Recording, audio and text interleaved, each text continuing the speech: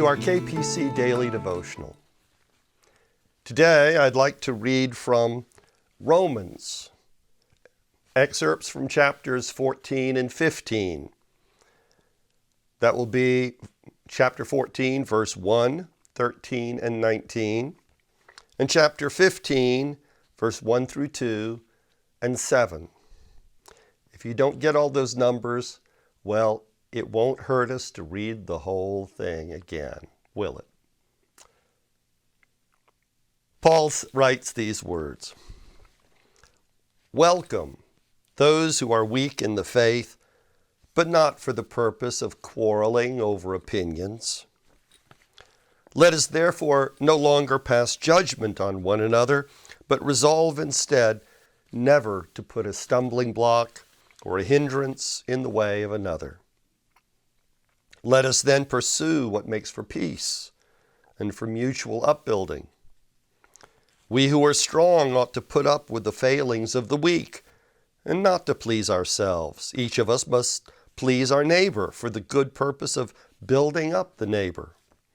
So welcome one another, therefore, just as Christ has welcomed you for the glory of God." Today, we'll be hearing a devotional from my upcoming third collection, The Social World of Fleas. And this one is entitled Pitfalls. My wife and I hosted Max for a week. We were dog sitting for a church member and brought her Labrador Retriever Shepherd something mix into our little pack. Introductions were a little bit bumpy at first, but pretty soon Max had made some friends and found his place in the pecking order. By the next morning, he was playing and running with the others. A day later, Max was limping. No, he wasn't limping. He was tipping forward onto his snout. He had sprained a front paw and couldn't figure out how to balance his long body on his back legs. By the time he figured out how to do this limping thing in about 3 weeks, well, his leg was okay again. The sprain?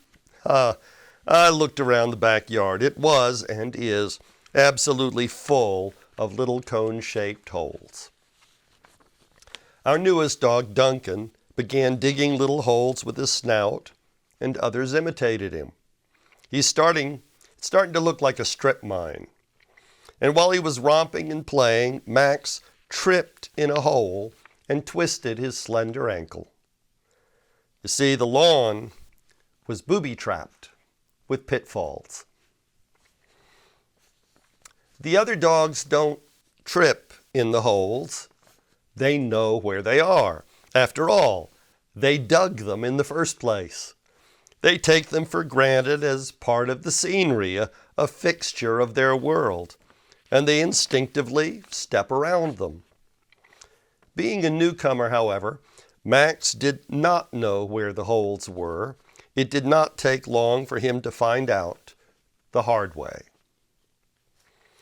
Every community, every social organization, every church digs its own little holes, its own pitfalls and booby traps. Members and old-timers, that is the insiders, know about them and rarely stop to fill them in. They just avoid the spot. You know, you don't sit in certain pews. You don't raise certain issues with brother so-and-so. You don't move the big platter in the kitchen. You don't change the color of the sanctuary carpet. You don't paint classroom walls anything other than yuck beige. You never move the worn-out Victorian Bible from the pulpit, or move the pulpit for that matter. Always use the white linen tablecloth for communion, and so on. Small towns and social clubs have their own lists of peculiar do's and don'ts. The list can get long. It can get complicated and nitpicking. It has grown. No, it's swollen and bloated over time. Certain things are sacrosanct.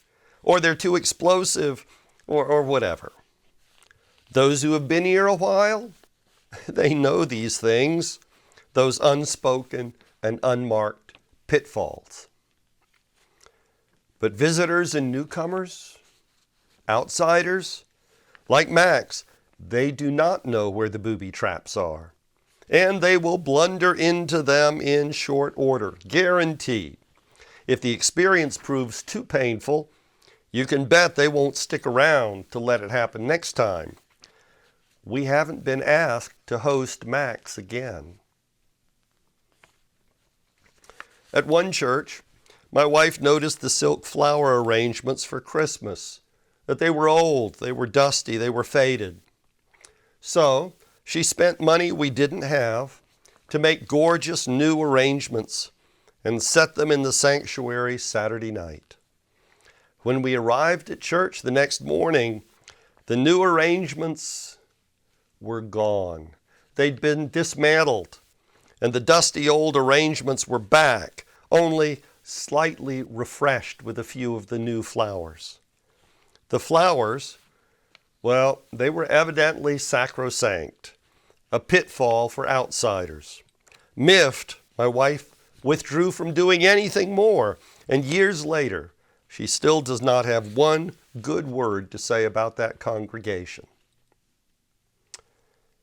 A welcoming church, a genuinely friendly community, an inviting club, a kindly land, will identify its pitfalls and fill them in.